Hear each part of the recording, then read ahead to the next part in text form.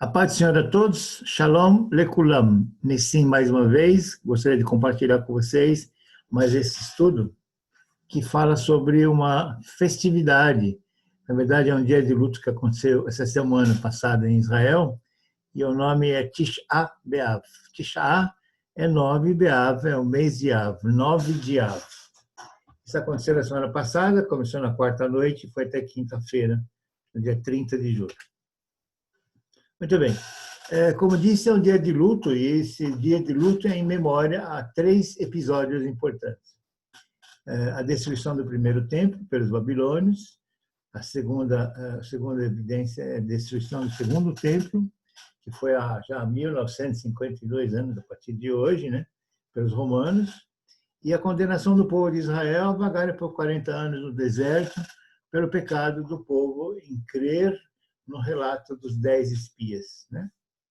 Muito bem, vamos começar. Para começar, gostaria de dar uma introdução. O que se fazia no templo, na verdade? No Beit Elohim. Templo, em hebraico, é Beit Elohim. Beit, casa, Elohim, Elohim, você sabe que é Deus, né? Beit Elohim, a casa do Senhor. Claro que se faziam cultos, né? Mas, além dos cultos, o que mais se fazia? Se fazia o seguinte: se oferecia cordeiro sem mácula para sacrificá-lo para expiação dos pecados dos que ofertavam, né? Do ofertante. Então, eles matavam animais para substituir o decreto de morte de cada um deles em função de seus pecados.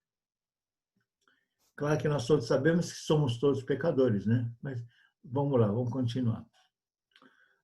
Gostaria de apresentar 2 versículos para vocês, para a gente entender melhor. Romanos 6, 23, todo mundo conhece, porque o salário do pecado é a morte. Quem que não é pecador? Você é pecador, eu também sou pecador, todos nós somos pecadores, todos nós, sem exceção, somos pecadores. Então, qual é o decreto do pecado? O que acontece com o pecador? É a morte. Qual é o nosso decreto, o seu e o meu? Pois é a morte. Continuando. Em Levítico, já do Velho Testamento, da Torá mesmo, né? Diz o seguinte: pois a vida da carne está no sangue. Uma coisa meio que óbvia, porque nosso corpo só funciona com sangue. Se tirar o sangue do corpo, não existe mais corpo. E eu dei a vocês para fazerem propiciação por vocês mesmos no altar. É o sangue que faz propiciação pela vida.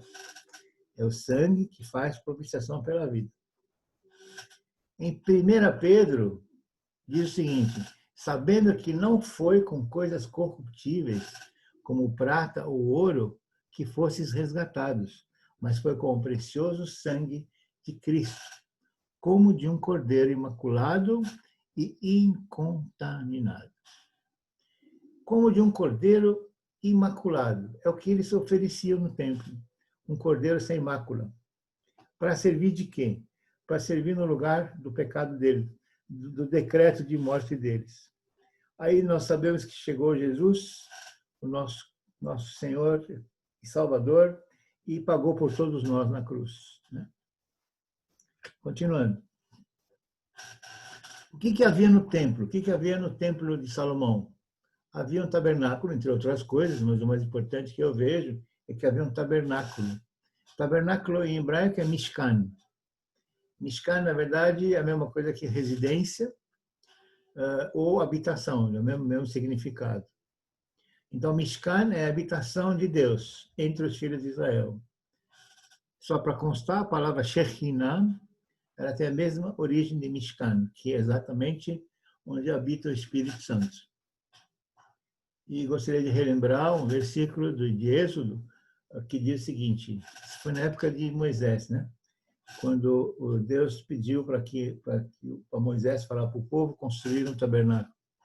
Ele disse assim: me farão um santuário e eu habitarei no meio deles. Curiosamente, sabe que na Bíblia não tem nada que é por acaso, né? Tudo que está escrito tem uma razão, a gente tem que estudar bem a fundo. Por isso que a gente tem que estudar a Bíblia mesmo e tem que verificar tudo que está escrito, né? Me farão um santuário. Quantos santuários são? Um só, né? Para eu habitar no meio deles. Mas é um santuário só. Quem é eles? Quem são eles? O que, na verdade, a gente entende é que Deus falou que quer um santuário para ele habitar no meio do povo. Fala para o povo fazer um santuário para mim, porque eu vou habitar no meio deles. Fala para o povo preparar o seu coração, porque eu vou habitar no coração deles. Essa é uma maneira de examinar as escrituras, como eu costumo falar também, né? É uma forma de examinar as escrituras. A gente vai aprender muito mais se a gente examinar a fundo a escritura. Muito bem, vamos então falar dos templos. Primeiro templo de Salomão.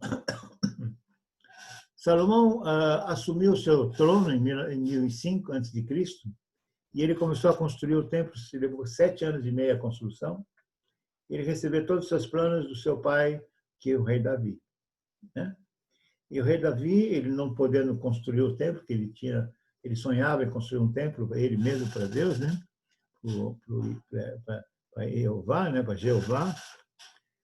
Deus não permitiu, isso está escrito em 1 Crônicas, dizendo que não edificará a casa meu nome, porque és homem de guerra e derramasse muito sangue. Isso foi o tempo de Davi. Mas ele passou todos os planos para o seu filho e passou para ele mais 100 mil talentos de ouro, 1 milhão de talentos de prata, além de mais 3 mil que são dele mesmo, mais 7 mil de prata, enfim. Vocês vão ver tudo isso em 1 Crônicas, tem os versículos, vocês podem conferir tudo isso aí. Por que foi destruído o primeiro templo? Vamos começar a analisar juntos. Levou 34 anos, e 5 anos depois da morte de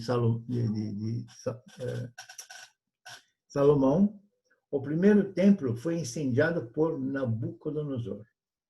Por quê? Porque começou uma idolatria sem freios, a imoralidade, assassinatos. E o povo, o mais importante, que começou a se afastar de Deus. O povo começou a se afastar de Deus. Transformaram a Torá de Deus na sua própria Torá. É isso mesmo que vocês ouviram. Transformaram a própria Torá de Deus na sua própria, como se fosse deles. O que quer dizer isso? Acho que vale um alerta no momento desse. Eu não sei se vocês conhecem, mas eu prefiro não citar o nome de ninguém, nem nenhuma instituição, mas cuidado com interpretações forjadas para benefícios próprios. A Bíblia é uma só, a palavra é uma só, é uma palavra viva, e o que ela diz é aquilo mesmo e não tem que ser reinterpretada de acordo com o interesse de ninguém.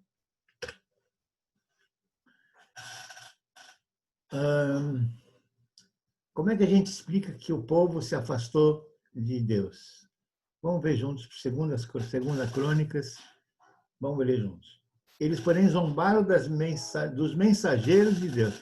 Zombaram dos mensageiros. Desprezaram suas palavras. O que eles fizeram, então, o povo? Zombaram das mensagens de Deus.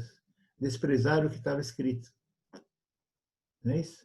Até que o furor do Senhor subiu contra o seu povo, que mais nenhum remédio conseguiu resolver. Que mais nenhum remédio houve. E queimaram a casa de Deus e derrubaram os muros de Jerusalém. Então, não se pode zombar das mensagens de Deus. Não se pode desprezar as palavras de Deus. Para que se cumprisse a palavra do Senhor, até que a terra se agradasse dos seus sábados. Dos seus sábados. O que tem sábado a ver com tudo isso? Você tem uma ideia do que tem sábado a ver com toda essa história? Eu posso dizer para você. Eu já disse para vocês que sábado é Shabat, em hebraico, né? E Shabat é aquele que está na palavra do Senhor para guardar o sábado, para santificar o sábado para ele. E a gente sabe que Shabat, o pessoal coloca, mas eu digo para vocês que Shabat, ele tem como origem a palavra Lashevet. Lashevet quer dizer sentar. Foi uma palavra que eu ministrei que dizia o seguinte: Deus fez o mundo em 6 dias e no 7º dia ele decretou como Shabat, como, né, ele cessou. Na verdade, o Shabat, na verdade, ele cessou, porque ele não descansou, ele não cansou disso, né? Então, Shabat é um dia que você tem que parar tudo aquilo que você está fazendo para você ficar com Deus. Deus quer que você interrompa tudo aquilo que você está fazendo, tudo aquilo que está fazendo nesse mundo material, físico, para e fica com Ele uma vez a cada 7. Um ano a cada 7. Tudo a cada 7. A cada 7 você tem que parar e ficar com Ele, porque Ele quer conviver com você, Ele quer se relacionar com você, Ele quer se relacionar com cada um de nós. Então, a gente entende melhor quando fala assim, para que se cumprisse a palavra do Senhor, até que a terra se agradasse do seu saúde, até que a gente volte ao Senhor. Muito bem, segundo templo. O segundo templo é chamado Beit HaMikdash Hasheni. Beit HaMikdash Hasheni, quer dizer, exato, Sheni é o segundo. Né? Ele começou a sua construção no ano 516 a.C. Ele foi destruído no mesmo ano 70 pelos romanos, foi liderado pelo general Tito. Por que o segundo templo foi destruído? Se vocês forem acompanhar a história, vocês vão ver que os judeus, o que aconteceu foi que os judeus se odiavam uns aos outros. Eles se odiavam e difamavam um ao outro. Aí você vai dizer, mas isso é motivo? É motivo.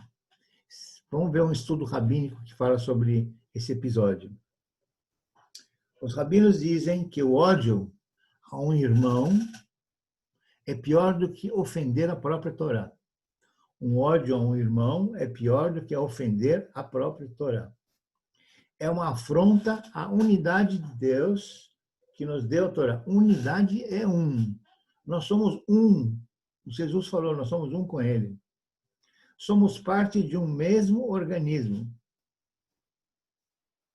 E somente para ilustrar, em Gênesis fala, Labão disse-lhe, verdadeiramente és tu meu osso e é a minha carne. O que sobrou hoje no segundo templo? No segundo templo, vocês vão ver, eu trouxe uma imagem para vocês do Kotel. Kotel é o Muro das Lamentações, onde vocês vão ver lá embaixo, do lado esquerdo, tem uma entrada e ali tem a Yeshiva. A Yeshiva, na verdade, é uma sinagoga onde os Hassidim, tem umas pessoas destacadas que moram lá, eles convivem lá, eles, a família deles, não saem para absolutamente nada, comem lá, dormem lá e rezam o dia inteiro, dia e noite. Isso é a função do Kotel.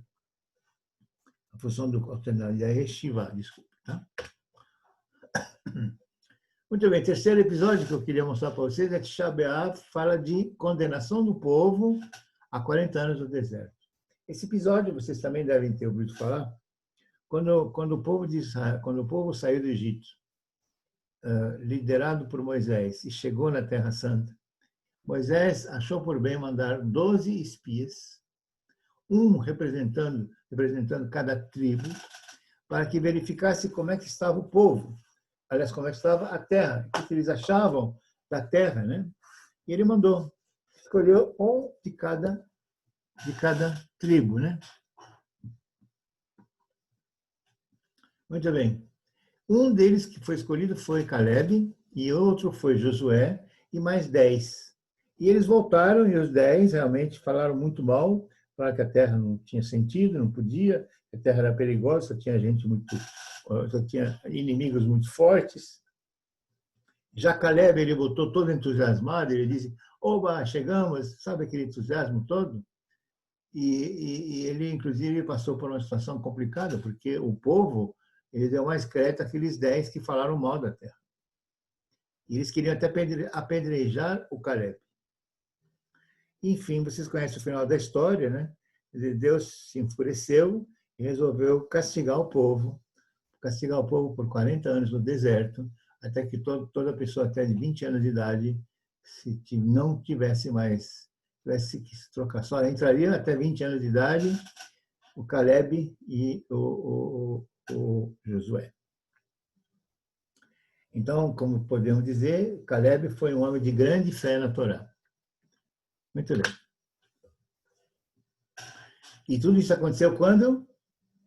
Em Tisha B'Av. O primeiro templo caiu em 9 de Av. E o segundo templo caiu em 9 de Av.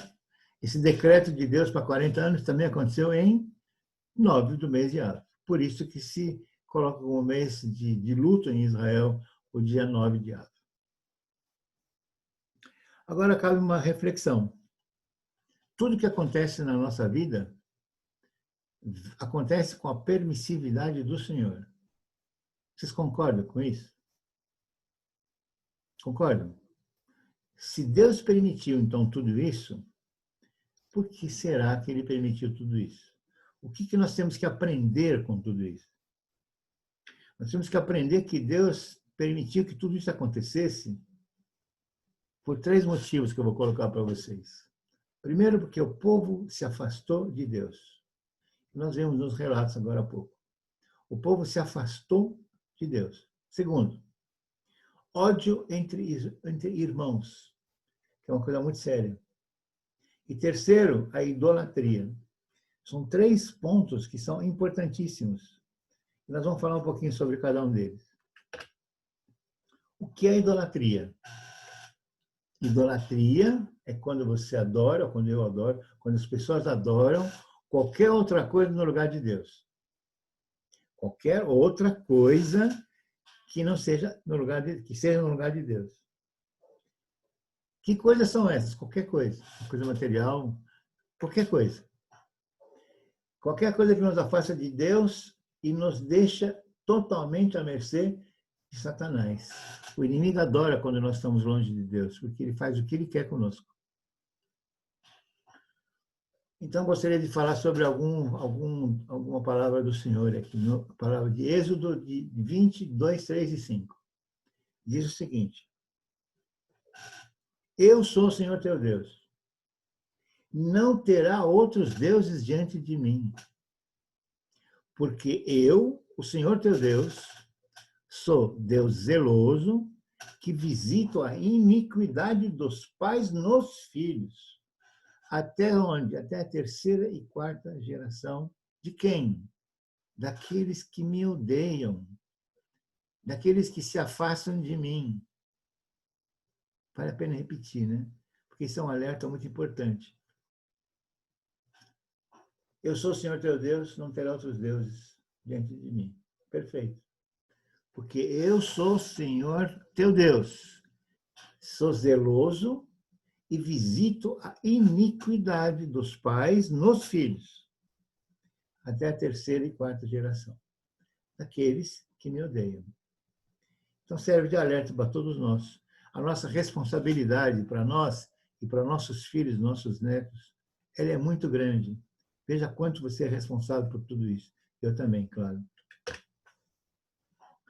Então, o que é idolatria mesmo? É adorar ao material, a parte física, a parte que a gente pode tocar, matéria.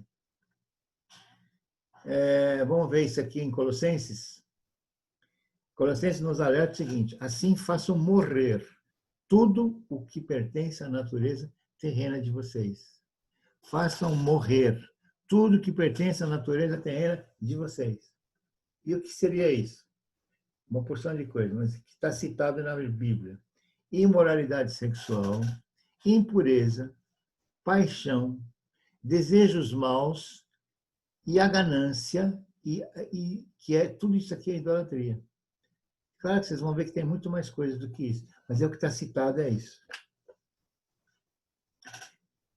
E eu coloco para vocês como é que a gente faz, então, para fugir da idolatria. Como é que a gente pode fazer para não ser idólatra? Eu recomendo seguir Deuteronômio e Mateus, que fala a mesma coisa. Em Deuteronômio, diz o seguinte: amarás, pois, o Senhor teu Deus de todo o seu coração, toda a tua alma e de todas as tuas forças. Isso é Velho Testamento. Isso é na Torá. Agora a gente vai procurar em Jesus. Jesus veio nos dizer assim, ó. E Jesus disse: amarás o Senhor teu Deus de todo o coração, de toda a tua alma e de todo o teu entendimento, de todo o teu pensamento. Esse é o primeiro grande mandamento. O segundo, semelhante a esse, é: amarás teu próximo como a ti mesmo. Jesus nos dá realmente uma receita infalível. Se a gente amar a Deus, nós não vamos nos afastar dele, concordam? Então, para não se afastar de Deus, amar a teu Deus acima de tudo. E para a gente amar os nossos irmãos, amarás o seu próximo como a ti mesmo, não tem como a gente criar um ódio de um irmão nosso. Portanto, nunca aconteceria tudo aquilo que aconteceu, que veio a destruir o templo do Espírito Santo, o templo de Deus dentro do povo, para destruir o templo de cada um deles, né? Muito bom. Nós falamos em tabernáculo, falamos em Mishkan, falamos em Shekhinah. Onde que mora o Espírito Santo de Deus mesmo? Vocês sabem, né? Vamos ver na Bíblia. Não sabeis que o vosso corpo é o templo do Espírito Santo e que habita em vós, proveniente de Deus? Todo mundo já sabia disso, mas foi só para a gente reforçar essa ideia. Então, agora vamos começar a refletir juntos? Vamos lá. Depois de tudo aquilo que nós falamos. Pensa comigo. A nossa casa interior, ele habita lá, né? Ela está limpa. A nossa casa está realmente limpa. Nós somos merecedores dele habitar em nós.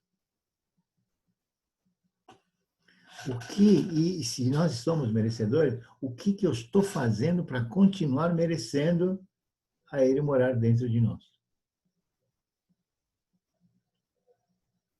Estamos pedindo perdão para aquilo que nós fizemos de errado. Estamos liberando perdão para as pessoas que necessitam que a gente libere o perdão para eles. Estamos praticando os mandamentos de Jesus. Estamos sendo gratos, estamos agradecendo tudo que acontece, mas quando eu falo é tudo, não é só as coisas, tudo, o ar que você respira, mais um dia que você acorda. Olha, a gente realmente tem que agradecer, em tudo dar graças. Estamos orando e procurando ser mais íntimos com Deus? Estamos. A gente está estudando a palavra, a gente está lendo a Bíblia de vez em quando, muito de vez em quando. Nós estamos praticando o ID e amar o seu próximo. Você está amando, eu estou amando o meu próximo. Não tem nenhuma mágoa de ninguém. Era isso que eu queria falar com vocês, meus irmãos, meus queridos. Vamos lá. O que nós temos que fazer? Nós temos que nos arrepender. Temos arrependimento. E se você quiser se arrepender, você vai precisar reconhecer os seus erros. E eu também, estou sério para mim também. Nós vamos ter que reconhecer os nossos erros. Nós vamos ter que expressar o nosso arrependimento. Nós vamos ter que mudar o nosso comportamento. E sabe o que mais? Nós vamos ter que contar isso para todo mundo. Nós vamos ter que sair por aí e contar para todo mundo tudo isso que nós estamos aprendendo, tudo isso que a gente tem e aprende toda hora. Tudo que a gente vai aprender, nós temos que passar isso para frente. Para que serve o conhecimento se ficar só com cada um de nós? Tudo que você está aprendendo, tudo que você vai aprender daqui para frente, só tem uma função, é você passar para os outros. Se você não passar para os outros, não serviu para nada. Tá bom? Em nome de Jesus, era isso que eu queria falar com vocês. Agora, põe a mão no seu coração e vamos orar juntos. Vamos orar juntos. Senhor, meu Deus, meu querido Abba, eu estou aqui para agradecer mais uma vez o ensinamento que o Senhor me passou para passar essa sua palavra para os nossos irmãos aqui da igreja e para todos aqueles que irão ouvir ou assistir esse vídeo a hora que eles bem quiserem, Senhor. Obrigado, Senhor. Eu estou aqui e colocando a sua inteira disposição para aquilo que o Senhor quiser que eu faça. Senhor, me ajude a não sair jamais da sua jornada. Me ajude, Senhor, sempre a imitar os seus passos, Senhor. Me ajude, Senhor, a nunca me afastar do seu convívio, Senhor.